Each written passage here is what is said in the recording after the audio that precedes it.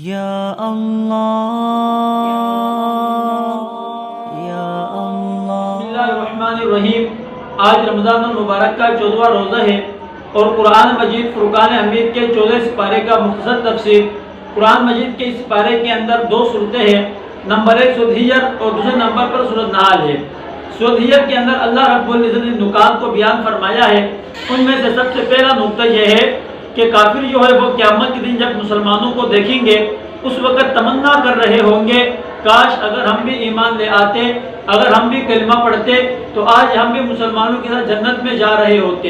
اور اس وقت وہ تمنا کریں گے کہ ہم کلمہ پڑھتے تو آج ہم ان سختیوں سے بچ جاتے، آج ہم اس عذاب سے بچ جاتے۔ دوسرے نمبر پر اللہ رب العزت نے قرآن مجید کی حفاظت کے بارے میں فرمایا ہے کہ قرآن مجید کے حفاظت کا ذمہ قیامت تک کے لیے اللہ رب العزت نے خود لیا ہے۔ اگر آج ہم اس کی حفاظت کریں یا نہ کریں، اس نے محفوظ رہنا ہی ہے۔ اللہ نے کسی نہ کسی طریقے سے اس کی حفاظت کرنی ہے۔ اور تیسرے نمبر پر اللہ رب العزت نے انسان کی تخلیق کا ذکر کیا ہے کہ اللہ رب العزت نے انسان کو خود پیدا کیا اور انسان کو پیدا کر کے اپنی عبادت کے لیے پیدا کیا ہے۔ اور اس کے بعد اللہ رب العزت نے انسان کے تخلیق کے بعد جنت کا ذکر کیا ہے کہ جنت کے 8 دروازے متقین کے لیے خاص ہوں گے۔ جو متقی ہوں گے ان 8 دروازوں میں سے جس سے جائیں گے جنت کے اندر داخل ہوں گے۔ اور اس کے بعد اللہ رب العزت نے ابراہیم علیہ السلام اور لوط علیہ السلام کے قوموں کے تذکرے کیے ہیں اور ان کے واقعات کو بیان فرمایا ہے۔ ابراہیم علیہ السلام کے اس واقعے کا ذکر کیا ہے جب ان کو بڑھاپے میں اللہ رب العزت نے بچے کی خوشخبری دی تھی اور وہ بچہ اس وقت پیدا ہونا محال تھا۔ عام طور پر اس عمر میں بچہ پیدا نہیں ہوتا۔ اور لوط علیہ السلام کی قوم کے بارے میں اللہ رب العزت نے ابراہیم علیہ السلام کو خبر دی تھی کہ ان کو قوم نافرمان ہے، ان پر اللہ رب العزت کا عذاب آئے گا۔ تو اس کے اندر ان دونوں قوموں کے تفصیلی واقعات ذکر ہے۔ اور چوتھے نمبر پر اللہ رب العزت نے اصحاب حجر کا بیان فرمایا ہے۔ اصحاب حجر سے مراد قوم سمود ہے، ان کے اوپر اللہ کا جو عذاب آیا تھا اس عذاب کا ذکر اللہ رب العزت نے کیا ہے۔ اور سورۃ فاتحہ کا ذکر کیا ہے کہ سورۃ فاتحہ بار بار پڑھی جانے والی سورت ہے اور اس کے فضائل کو بیان فرمایا ہے۔ اور دنیا کی نعمتوں کے بارے میں اللہ رب العزت نے سورت کے اندر بیان فرمایا ہے کہ انسان کو ہمیشہ کے لیے دنیا کو نعمتوں کے لحاظ سے اپنے نیچے رکھنا چاہیے۔ جب دنیا انسان کے اوپر حاوی ہو جاتی تو پھر انسان نافرمان بھی ہوتا ہے اور ناشکر بھی ہوتا ہے، پھر اللہ رب العزت سے دور ہو جاتا ہے۔ جب انسان کو اللہ رب العزت کا قرب حاصل کرنا ہو تو اس کو چاہیے کہ وہ دنیا کو اپنے سے نیچے رکھے۔ جب دنیا اس کے نیچے ہوگی تو دنیا کی جو چیزیں ہیں، دنیا کی نعمتیں وہ اس کو کم لگیں گے اور وہ اللہ کا قریب ہوتا رہے گا اور ہر نعمت کو وہ اللہ کا شکر ادا کرے گا جب وہ دنیا اس کے نیچے ہوگی۔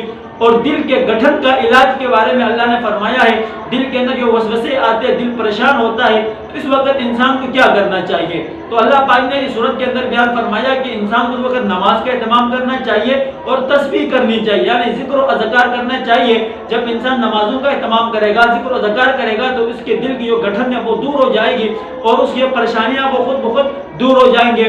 اور اس کے بعد سورۃ نحل ہے۔ سورۃ نحل کے اندر اللہ رب العزت نے اپنی نعمتوں کا ذکر کیا ہے جو کائنات کے اندر بکھری پڑی ہے۔ جب انسان ان نعمتوں کے اوپر انسان کو چاہیے کہ ان نعمتوں کے اوپر کیا کرے، غور و فکر کرے۔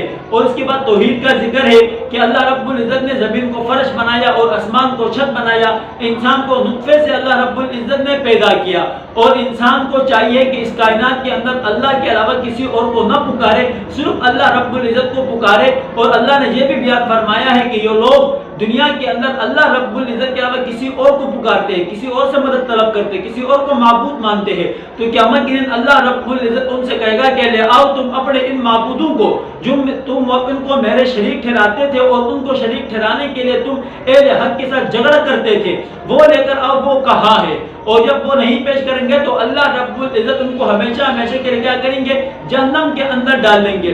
اور جو مشرک جو کافر جو قرآن پاک کو فرسودہ کیا کہتے ہیں، واقعات تصور کرتے تھے، قرآن کی آب و حقانیت کو مانتے نہیں تھے، اس لیے اللہ ان کو جہنم میں ڈالیں گے۔ اور جو متقی لوگ ہیں، دیندار لوگ ہیں، جو قرآن مجید فرقان حمید کو مانتے ہیں، قرآن کو اللہ کا کلام مانتے ہیں، اللہ رب العزت ان کو جنت کے اندر داخل فرمائیں گے۔ اور اللہ نے یہ بھی بیان فرمایا جب کسی چیز کا علم کسی کو نہ ہو تو اس وقت اس کو چاہیے اہل علم کے ساتھ جا کر رابطہ کرے، ان سے سے پوچھ لے۔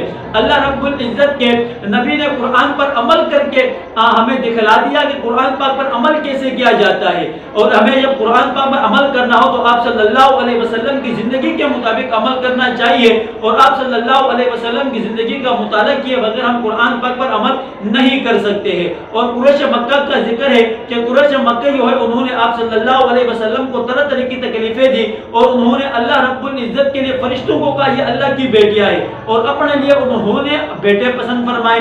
ان کے اس واقعے کا بھی ذکر ہے، ایک تو انہوں نے اللہ کے نبی کو ستایا، دوسرے انہوں نے فرشتوں کو اللہ کی بیٹیاں قرار دے دی، اور اپنے لیے انہوں نے کیا کر دیا، بیٹوں کو پسند فرمایا۔ اور اللہ رب العزت ہمیں ہمارے گناہوں پر اگر فوراً پکڑے، جو ہم گناہ کرتے ہیں ان گناہوں پر اگر اللہ ہمیں فوری طور پر پکڑ کرے تو دنیا کے اندر کوئی بھی انسان بچ نہیں پائے گا، لیکن اللہ رب العزت انسان کو ایک مقررہ وقت تک کیا دے دیتے ہیں کہ مہلت دیتے ہیں تاکہ انسان گناہوں سے توبہ کرے، اللہ کی طرف رجوع کرے۔ جب اللہ کی طرف رجوع کرے گا تو اللہ اس کی گناہوں کو کیا کر دے گا، معاف فرما دے گا۔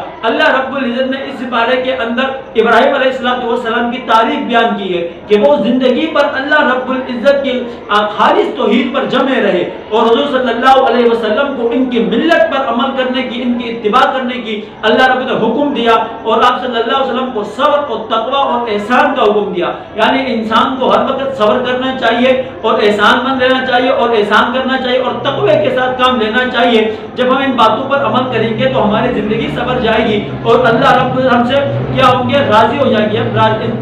انسان سے اللہ راضی ہو جاتا ہے تو انسان دنیا میں بھی کامیاب ہوتا ہے اور آخرت میں بھی کامیاب ہوتا ہے۔